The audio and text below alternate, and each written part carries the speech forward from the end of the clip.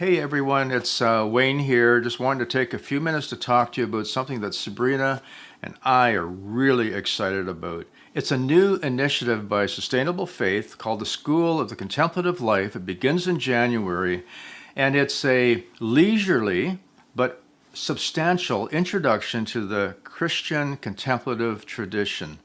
And we think that this is something you might be interested in, and I make that statement based on our deep conviction that everyone hungers for a prayer-filled life, a richer experience of practicing the presence of God. And so the contemplative life shows us a way into just such an intimacy with the Lord. So here's what it looks like.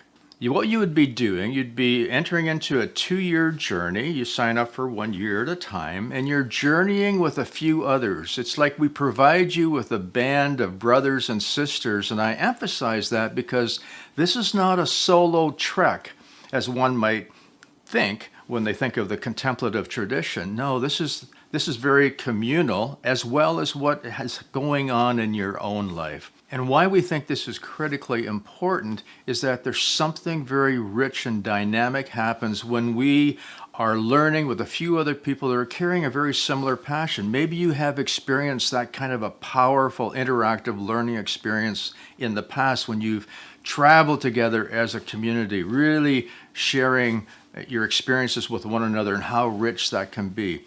So let me map this out for you. Each year, we meet together 4 times in a retreat. It's a virtual space that we meet in, but we get together on a Friday night. We have a few hours together, and that goes then into a nice, restful, peaceful, deep sleep. And then we join again Saturday morning and go through Saturday until late afternoon.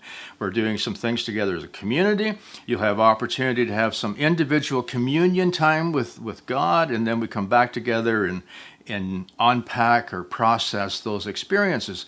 And from there, out of the retreat, we're launched into the next 3 months with a particular practice to incorporate into our life.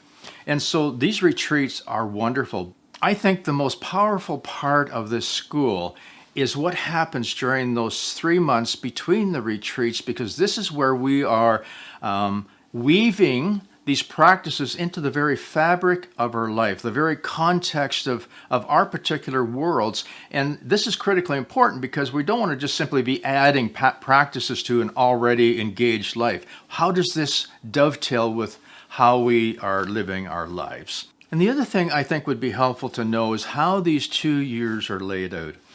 You sign up for the first year. And what happens in the first year, the journey is focused towards our inward journey, our inward life, the inner workings of our life.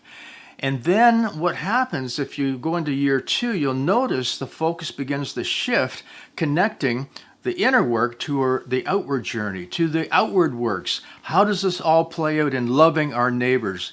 How does this all play out in our vocation? And we culminate with crafting a rule of life, and we hope that you will discover greater clarity on your mission, on what God's called you to, your purpose. So listen, we've thrown in some information into the comments. There's a website that gives you lots of detail about the school.